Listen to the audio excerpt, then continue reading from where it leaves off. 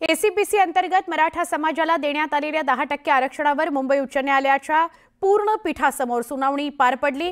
पुढची सुनावणी 4 ऑक्टोबरला होणार आहे। राज्य सरकारने केलेला एसईबीसी कायदा घटनाबाह्य आहे, हा कायदा रद्द करा ही मागणी करणाऱ्या याचिका हायकोर्टात दाखल झाल्या। सर्वोच्च न्यायालयापर्यंत हा विषय पोहोचला। अखेर सर्वोच्च न्यायालयाने मुंबई हायकोर्टाला पूर्ण बेंच समोर सुनावणी घेण्याचे आदेश दिले। त्याप्रमाणे पहिली सुनावणी आज पार पडली। 4 ऑक्टोबरला पुढची सुनावणी।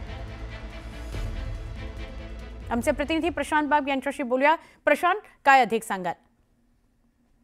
पण आपल्याला माहिती आहे, खरं तर हा विषय जो आहे हा अत्यंत महत्त्वाचा असल्यामुळे सर्वोच्च न्यायालयाच्या निर्देशानं पूर्ण पीठाची नियुक्ती करण्यात आलेली आहे।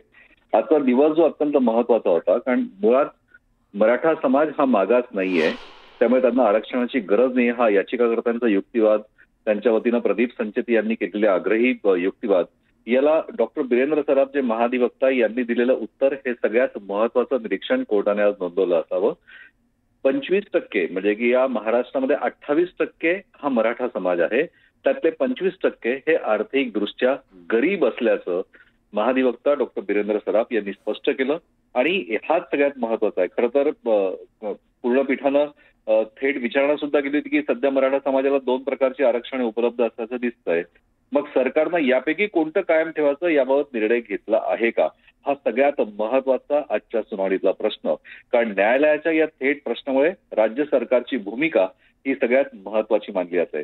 म्हणजे मराठा समाजातील पात्र लोकांना कुणबी प्रमाणपत्र देण्यात येणार असं जरी सांगितलं असलं तरी हैदराबाद गॅझेटच्या आधारे मराठा समाजातील व्यक्तींना कुणबी म्हणून नोंदवण्याची प्रक्रिया सुरू आहे। हा जो महाधिवक्तांनी युक्तिवाद केला, याच युक्तिवादामुळे हा आरक्षणाचा गुंता वाढलाय, अशा प्रकारचं निरीक्षण हे आज कोर्टानं नोंदवलंय की काय, असा प्रश्न आज सुनावणीमध्ये सगळी सुनावणीला तोंड देत असताना समोर आला। खरं तर मराठा समाजाला 10% आरक्षणाव्यतिरिक्त कुणबी प्रमाणपत्राच्या आधारे त्यांना ओबीसी आरक्षणाचाही मार्ग खुला करण्यात आलाय। आणि याच मुद्द्यावर कोर्टाने 2 आरक्षण हा मुद्दा उपस्थित केलाय। याचमुळे कायदेशीर आणि सामाजिक वाद वाढण्याची चिन्ह आहे, अशा प्रकारची सुद्धा बाजू ही याचिकाकर्त्यांच्या बाजूने ॲडव्होकेट प्रदीप संचेती यांनी मांडली। आणि राज्य सरकारने आरक्षणाचा हा दुहेरी लाभ रोखला नाही तर राज्यातल्या इतर मागासवर्गीय समाजांमध्ये सुद्धा मोठ्या प्रमाणावर असंतोष उसळण्याची शक्यता आहे। हा अत्यंत आग्रही युक्तिवाद प्रदीप संचेती यांनी केला। या आजच्या सुनावणीकडे महाराष्ट्रातल्या नुसतेच मराठा नाही, ओबीसी नाही, तर सगळ्यांचंच बारीक लक्ष आहे। कारण आपल्याला माहिती आहे की 2014ला पृथ्वीराज चव्हाण यांनी तत्कालीन मुख्यमंत्री असताना सत्ता ज्यावेळेस संपत होतं, सरकार संपवता कालावधी, त्यावेळेस त्यांनी 16% मराठ्यांना आणि 5% मुस्लिमांना आरक्षण जाहीर केलं होतं।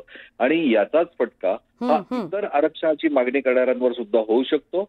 आणि सामाजिक दुही आणि सामाजिक अशांतता आणि अराजकीय समतोल या अत्यंत महत्वाच्या अडचणींना तोंड द्यावं लागेल, हा मुद्दा आज कोर्टात आलाय।